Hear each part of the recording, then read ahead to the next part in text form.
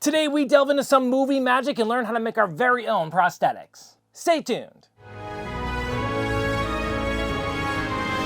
Greetings adventurers and welcome to Skill Tree, where we learn how to do just about everything. My favorite time of the year is upon us, Halloween. Not only because I love all things scary and like dressing up in costumes, but gotta love the sweater weather, man. Now, one of the things I've always wanted to learn how to do is how to make my own like Halloween or / costume prosthetics. Basically all the cool like silicone stuff you stick on your face to make you look like a monster of some sort, or an elf, or whatever else you want to be.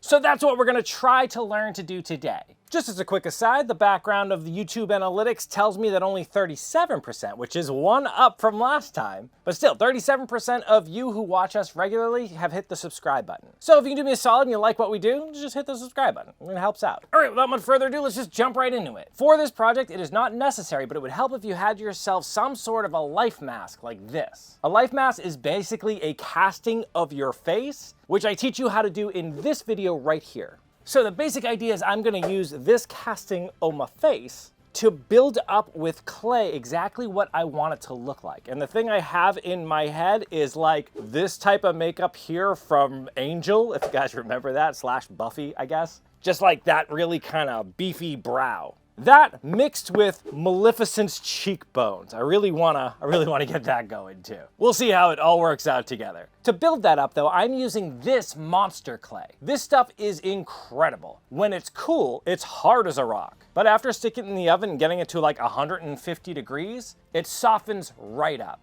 In fact, you could actually take like used monster clay, you can soften it to the point that it's just like a liquid, pour it through a sieve to remove any of the like dirt, wood fragments, plaster fragments that are in it, and then just let it harden again and it's like new. The stuff's really, really cool. Now, if you don't have a life mask or you're not inclined to make one yourself, you can just go ahead and make these on a flat surface. It's just gonna be kind of touch or go whether or not it'll fit how you want it to. Though I'm sure there are ways you can figure that out by putting like other stuff on your face and getting those measurements. For me though, after heating up this monster clay, I just kind of start slapping it onto all the areas that I needed to go, namely that brow ridgeline and my cheekbones. Then I get to the business of just kind of shaping it with my thumbs and getting it generally where I want it to be. Quick tip that I found out at this point, if you actually just hit it with a heat gun, that heat melts the surface and really smooths everything out. It's just a cool way to kind of get rid of all your fingerprints and make it so it's a little bit easier to see what the shape is looking like.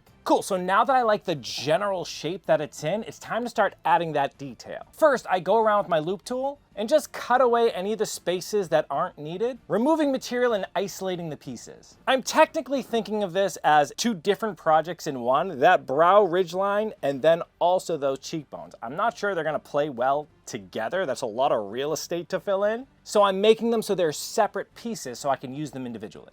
Now, for prosthetics, one thing that is crucial, and I'm afraid I don't do a great job on this, is feathering it out as much as possible. So you see how here I'm using my thumb to kind of just taper it down to nothing? You'll want to do that, and I do a good job in doing it. What I don't do a good job in, and this is something for you to think of, is really taking into account the actual shape of my face. So when this was taken, I put a bald mask on to like cover my hair, I trimmed my beard really low, but unfortunately when rubber kind of hits the road there, literally, I mean, I guess silicone hits the road, that just means that when I actually put this on, all that feathering I was doing was actually starting to run into my hairline on the top, on the sides, and down into my beard. So you'll see later on I have to deal with that a little bit.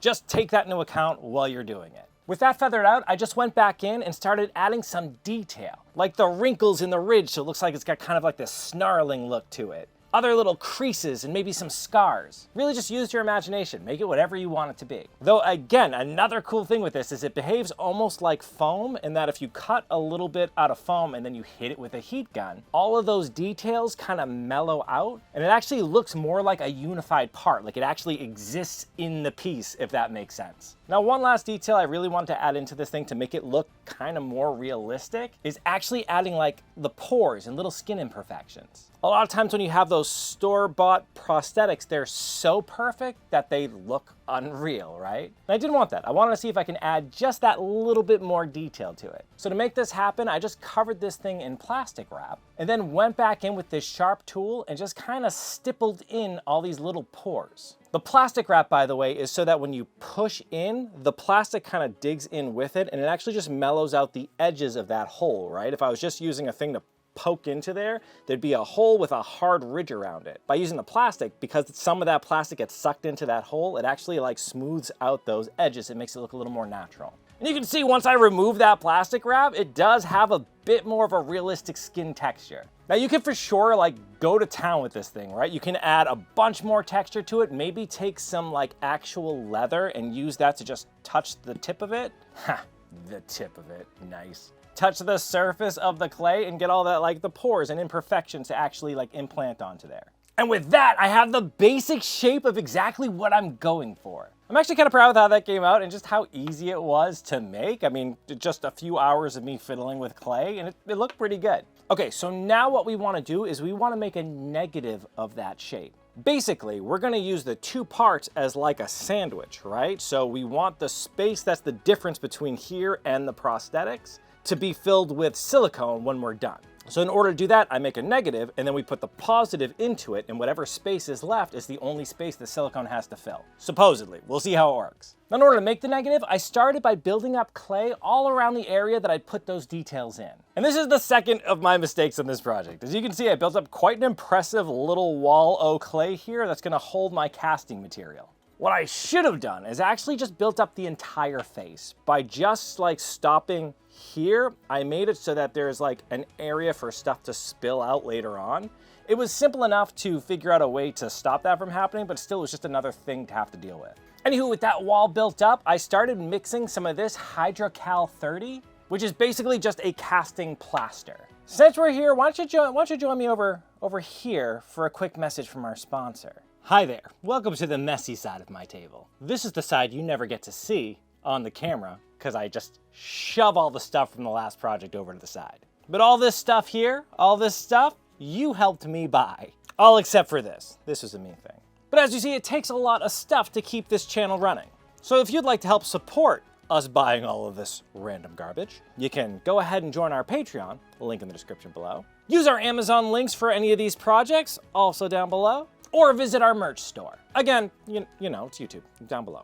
Anyways, in all seriousness, if you like what we do here, it really does help us out. All right, back to the episode. With that all mixed up, I just poured it all over my material, making sure to get it in all the details, and then finally kind of pounded the table once it was in there, encouraging all the air bubbles to come up. And that's a good rule of thumb when you're kind of casting something with a plaster or a cement or whatever. Adding vibration to it vibrates all those little bubbles out and gets them out of the nooks and crannies they might be hiding in. Once this was cured enough to demold it, I peeled out all of that clay and went to pull this thing off. And this is yet another issue. So, the anatomy, especially of the nose, is that your lobes here dive back into your face. The problem with that is that gives that mold just a place to hang on to. I think if I was to do this again, I'd probably just do the whole thing out of silicone, because then you can just pull it off of your face and any of those little overhangs isn't gonna make it damn near impossible to remove. In fact, while I was removing this, it ended up just cracking in half instead. Just getting around my giant nose. It kind of makes me feel bad, I'm not gonna lie. Luckily though, it was a super clean break. So I just mixed up some 2-part adhesive, stirred that stuff together, and liberally applied it along the break line. Then matched it back together as best as I could. Now again, because I need those 2 parts to fit in together, and I didn't catch this on video, but I actually went back in with my Dremel and I just carved away inside of the negative where my nose grabs onto so I can actually fit it in and out without breaking the damn thing again. Just a thing. All right, with that ready to go, I just removed all of the clay from the life mask so that I could have my positive back to get ready to make this thing. And as you can see, it fits right into the negative exactly how it's supposed to. All right, so we're gonna be pouring liquid silicone into that little sandwich there. But like I said, because I didn't build up that wall around the entire face, I have to like stop stuff from leaking in this area. It's such a stupid miss, but there you go. So in order to do that, I just preemptively put some clay in this area, knowing it would at least help dam it up a little bit once I put it together. Now the silicone I'm gonna be using for this is this Dragon Skin FX Pro by Smooth On. This stuff is dead easy to use. I've used it before and I've absolutely loved it. To make sure it like releases though, I did spray everything down with a release agent. Also, to save me a little bit of trouble while trying to like put makeup on this, I decided to get it as close to my skin color as I could. So I bought some of this silicone dye here. And luckily I'm so basic that the regular ass like flesh tone was a pretty close match, I'm not gonna lie. I definitely could have like dialed it in a little bit more, but it was close enough. All right, to mix this stuff is dead easy. It just has part A and part B, which you have to put equal parts together. Though the pigment can go in part A first. To do that, I just kind of put it into a cup using this little tiny Dixie cup to measure it out. And then just stuck my mixer into the pigment and used that to stir the color into that part A. And that I later on learned was like way too much. You only need a very little bit to actually color this stuff. Really strong pigment. Once that was nice and even, I just added part B to it and made sure it was completely combined together. Another nice thing about the dragon skin is it has a pretty long working time. I want to say like 20 minutes. So you really don't have to rush in making sure that everything is nice and combined and it goes where you want it. With that all combined, I just kind of poured it into all the little cavities that my clay had left, making sure they overfilled a bit, and then just kind of crammed my face down into it. That clay at the bottom added just enough of a wall where some did escape, but because the stuff is so viscous and like the seal was so positive between my mask, not a lot was able to come out. And after about an hour, it was cured enough so that I can go back in with my knife to kind of break that seal, and then pull my face back out. Unfortunately, the mold broke again. I'll probably just have to make another one if I want to do this again. But the silicone came out perfect. You can see as I put it back on the face, it's exactly how I wanted it. I couldn't be happier with that. And you see the parts that are like a really translucent membrane? That's perfect too. Like I said, that transitioning, it came out really well. Unfortunately, I had to cut it back so far, as you can see in here, that we're actually past that little membrane part and back into like slightly thicker silicone, which we will leave a line. You're gonna see a line once you do that. But that's what we do here. I've learned I need to just make everything a little bit smaller, and I'll probably end up either doing another one of these or just drawing a line where my actual hairline is so I know what my real working space is. But upon roughly just kind of slapping it onto my face, the general feel of this thing is kind of cool. Okay, and that's the crux of this episode, is basically how to make them. But you guys always skin me alive when I don't at least try on the things that I make. So real quick, I just kind of decided to put it on and see how it would look. I, though, have really like bushy eyebrows and again some hair here that I was not willing to shave. So to kind of stick it down, I just ended up using a glue stick, which I put all up in the hair of my eyebrows on a couple of different layers and then smoothed it down so it was skin tight. Then went back in with an alcohol wipe just to remove any of the oils from my face. Oh, and speaking of like skin tight, that's actually the name of the product that I'm using to stick this on. It's Skin Tight, also by Smooth On. This stuff is not only fantastic for sticking prosthetics on, but you can actually use it with a thickener to make like wounds and stuff, which maybe if you're interested, we can go over in another episode. Leave down in the comments below if you'd be interested in like a quick like wound episode, I guess. Just like a dragon skin, you just mix both parts equally, and then you just apply it to the back of the prosthetic. From there, you stick it into place and kind of hold it in place for around 5 minutes until it cures. And this stuff is really cool. It cures like a regular silicone, it's skin safe, and makes a super secure bond. You'll see afterwards I try to like fiddle around with it, and honestly, it almost feels like it's actually your face. It's pretty cool. Not only that, but you can use it to try to like feather out those lines from where it connects. Obviously, that would be better if I had more of that feathering going on, but I decided to give it a little bit of a try at least by adding some of that pigment to it and then brushing it in on those areas where the transitions are.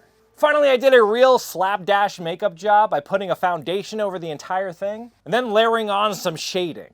And honestly, with just that, it was kind of cool. You can definitely see where like that transition between the prosthetic and my face is. And some of the areas where I tried to use the Skin Tight to smooth that out, I did a bad job. I should have done some with, I think you need to use a little bit of alcohol as a thinning agent to make it really smooth. But you can see those like ridges and lines a little bit. But I decided actually, instead of hiding those, I'd accentuate them a little bit by drawing them in to look like veins, random kind of dirty spots, even ripped my nose a little bit and added some blood, just to give it a more like undead corpse feel, because then that rough skin kind of makes sense. And I honestly think that came out kind of cool. Like, look at that. With a little bit more time put into it and making sure that feathered edge comes out, that's actually really cool. And it's dead easy to do. Any one of you can do this. If you don't have any like life masks or anything like that, you can go ahead and just maybe add like, I don't know, masking tape to the spots where you'd want it, draw it in, and then you can peel that off and cut it out, and you at least know the footprint that you're trying to fill, right? Then you can just kind of take clay, build up over that footprint, feather it out,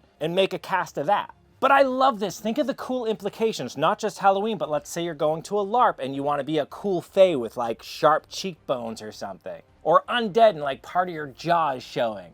I don't know, I really love this. I think this is a lot of fun.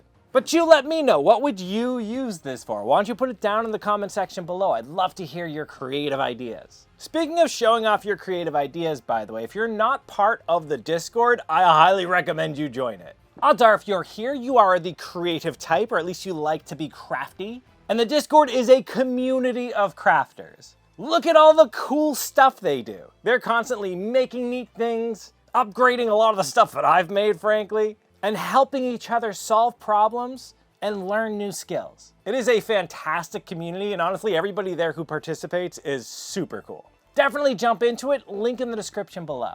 All right, that's it for us. I hope you are having fun and honestly staying safe, especially if you are in the southeast part of this country. By the time this releases, there's gonna be some hurricanes hitting that area, and I just hope all of you are staying safe and seeking shelter where necessary. A lot of people from our community live in that area, and in fact, Maddie lives in that area. So yeah, I really hope you're all staying safe, and whenever possible, just kind of helping each other get through it. If you are part of the community, do reach out in the Discord, just let us know you're okay. So yeah, stay safe, stay healthy, and in the meantime, keep leveling up, you. I fall down. I could be in the blooper reel, I suppose. I wanted to do this. Wow, you made it to the end screen. YouTube loves it when you do that. It's a fantastic way to support this channel. That was graceless and horrible. Another fantastic way to support this channel is by joining these people's noble ranks. These are our Patreon members, and we cannot do it without them. For one, they're gonna cover my medical bills. Keep that up. For another, this takes a lot of materials to do, so they help us actually be able to afford running this channel. Special shout out to our newest high tier Patreon member, Martin Tilley. And a super special shout out to our Grandmaster tier Patreon members, WildFox99, Froggy, Dragon Designs, and Yuri Sashro. If you like what we do here and want to support us, consider joining our Patreon, link in the description below. Otherwise, you can check out one of these videos that YouTube thinks you'd like, and that helps out a lot too. Look at him! Look at how sexy! Him too! They're beautiful, aren't they? I mean, like, this is my life mask and this is my death mask. This is what I aspire to be by the time I die. On my way.